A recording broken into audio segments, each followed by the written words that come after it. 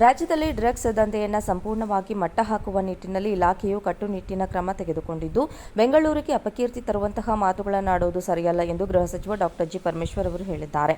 ಸದಾಶಿವನಗರದ ತಮ್ಮ ನಿವಾಸದ ಬಳಿ ಸುದ್ದಿಗಾರರೊಂದಿಗೆ ಮಾತನಾಡಿದ ಅವರು, ಮಾದಕ ದ್ರವ್ಯ ಮುಕ್ತ ರಾಜ್ಯ ನಿರ್ಮಾಣದ ನಿಟ್ಟಿನಲ್ಲಿ ನಾನು ಮತ್ತು ಮುಖ್ಯಮಂತ್ರಿಯವರು ಘೋಷಿಸಿದ್ದೇವೆ. ರಾಜ್ಯದಲ್ಲಿ ಸಾವಿರಾರು ಕೆಜಿ ಗಾಂಜಾ, ಎಂಡಿಎಂಎ ಸಿಂಥೆಟಿಕ್ ಡ್ರಗ್ಸ್ ಜಪ್ತಿ ಮಾಡಲಾಗಿದೆ. ಡ್ರಗ್ಸ್ ದಂಧೆಯಲ್ಲಿ ತೊಡಗಿದ ವಿದೇಶಿಗರನ್ನು ಗಡೀಪಾರು ಮಾಡಲಾಗಿದ್ದು, ಈ ಪ್ರಕ್ರಿಯೆ ನಿರಂತರವಾಗಿ ನಡೆಯುತ್ತಿದೆ ಎಂದಿದ್ದಾರೆ. ಇಷ್ಟೆಲ್ಲ ಕೆಲಸ ಮಾಡಿದ್ದಾಗ್ಯೂ ಊಡ್ತಾ ಬೆಂಗಳೂರು ಅಂತ ಮಾತನಾಡುವುದು ಸರಿಯಲ್ಲ. ಇನ್ನೂ ಹೆಚ್ಚು ನಿಯಂತ್ರಿಸುವ ನಿಟ್ಟಿನಲ್ಲಿ ಸಲಹೆಗಳನ್ನು ನೀಡಲಿ. ಆದರೆ ಬೆಂಗಳೂರಿಗೆ ಅಪಕೀರ್ತಿ ತರುವಂತಹ ಮಾತನ್ನು ಆಡಬಾರದು ಎಂದು ಎಚ್ಚರಿಸಿದ್ದಾರೆ.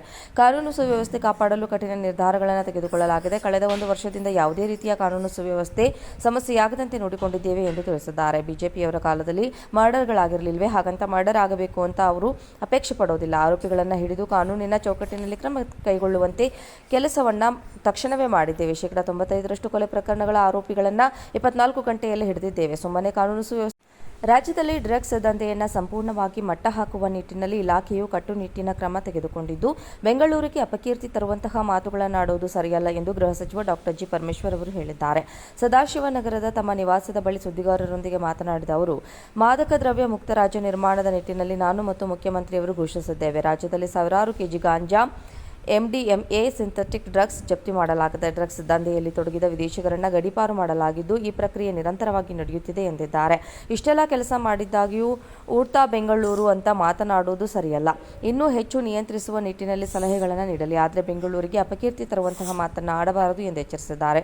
ಕಾನೂನು ಸುವ್ಯವಸ್ಥೆ ಕಾಪಾಡಲು ಕಠಿಣ ನಿರ್ಧಾರಗಳನ್ನು ತೆಗೆದುಕೊಳ್ಳಲಾಗಿದೆ. ಕಳೆದ 1 ವರ್ಷದಿಂದ ಯಾವುದೇ ರೀತಿಯ ಕಾನೂನು ಸುವ್ಯವಸ್ಥೆ ಸಮಸ್ಯೆಯಾಗದಂತೆ ನೋಡಿಕೊಂಡಿದ್ದೇವೆ ಎಂದು ತಿಳಿಸಿದ್ದಾರೆ. ಬಿಜೆಪಿಯವರ ಕಾಲದಲ್ಲಿ ಮರ್ಡರ್ಗಳಾಗಿರಲಿಲ್ವೇ? ಹಾಗಂತ ಮರ್ಡರ್ ಆಗಬೇಕು ಅಂತ ಅವರು ಅಪೇಕ್ಷೆ ಪಡೋದಿಲ್ಲ. ಆರೋಪಿಗಳನ್ನು ಹಿಡಿದು ಕಾನೂನಿನ ಚೌಕಟ್ಟಿನಲ್ಲಿ ಕ್ರಮ ಕೈಗೊಳ್ಳುವಂತೆ ಕೆಲಸವನ್ನ ತಕ್ಷಣವೇ ಮಾಡಿದ್ದೇವೆ. 95% ಕೊಲೆ ಪ್ರಕರಣಗಳ ಆರೋಪಿಗಳನ್ನು 24 ಗಂಟೆಯಲ್ಲಿ ಹಿಡಿದಿದ್ದೇವೆ. ಸುಮ್ಮನೆ ಕಾನೂನು ಸುವ್ಯವಸ್ಥೆ ಹಾಳಾಗಿದೆ ಎಂಬುದು ಸರಿಯಲ್ಲ ಎಂದಿದ್ದಾರೆ. ರಾಜ್ಯದಲ್ಲಿ ಡ್ರಗ್ಸ್ ದಂಧೆಯನ್ನು ಸಂಪೂರ್ಣವಾಗಿ ಮಟ್ಟ ಹಾಕುವ ನಿಟ್ಟಿನಲ್ಲಿ ಇಲಾಖೆಯು ಕಟ್ಟುನಿಟ್ಟಿನ ಕ್ರಮ ತೆಗೆದುಕೊಂಡಿದ್ದು, ಬೆಂಗಳೂರಿಗೆ ಅಪಕೀರ್ತಿ ತರುವಂತಹ ಮಾತುಗಳನ್ನಾಡುವುದು ಸರಿಯಲ್ಲ ಎಂದು ಗೃಹ ಸಚಿವ ಡಾ ಜಿ. ಪರಮೇಶ್ವರ್ ಅವರು ಹೇಳಿದ್ದಾರೆ.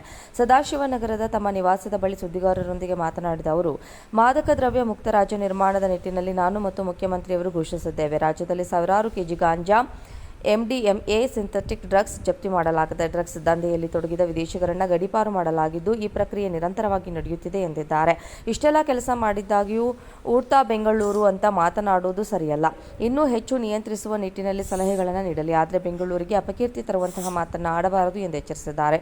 ಕಾನೂನು ಸುವ್ಯವಸ್ಥೆ ಕಾಪಾಡಲು ಕಠಿಣ ನಿರ್ಧಾರಗಳನ್ನು ತೆಗೆದುಕೊಳ್ಳಲಾಗಿದೆ. ಕಳೆದ 1 ವರ್ಷದಿಂದ ಯಾವುದೇ ರೀತಿಯ ಕಾನೂನು ಸುವ್ಯವಸ್ಥೆ ಸಮಸ್ಯೆಯಾಗದಂತೆ ನೋಡಿಕೊಂಡಿದ್ದೇವೆ ಎಂದು ತಿಳಿಸಿದ್ದಾರೆ. ಬಿಜೆಪಿಯವರ ಕಾಲದಲ್ಲಿ ಮರ್ಡರ್ಗಳಾಗಿರಲಿಲ್ವೇ? ಹಾಗಂತ ಮರ್ಡರ್ ಆಗಬೇಕು ಅಂತ ಅವರು ಅಪೇಕ್ಷೆ ಪಡೋದಿಲ್ಲ. ಆರೋಪಿಗಳನ್ನು ಹಿಡಿದು ಕಾನೂನಿನ ಚೌಕಟ್ಟಿನಲ್ಲಿ ಕ್ರಮ ಕೈಗೊಳ್ಳುವಂತೆ ಕೆಲಸವನ್ನ ತಕ್ಷಣವೇ ಮಾಡಿದ್ದೇವೆ. 95% ಕೊಲೆ ಪ್ರಕರಣಗಳ ಆರೋಪಿಗಳನ್ನು 24 ಗಂಟೆಯಲ್ಲಿ ಹಿಡಿದಿದ್ದೇವೆ. ಸುಮ್ಮನೆ ಕಾನೂನು ಸುವ್ಯವಸ್ಥೆ ಹಾಳಾಗಿದೆ ಎಂಬುದು ಸರಿಯಲ್ಲ ಎಂದಿದ್ದಾರೆ.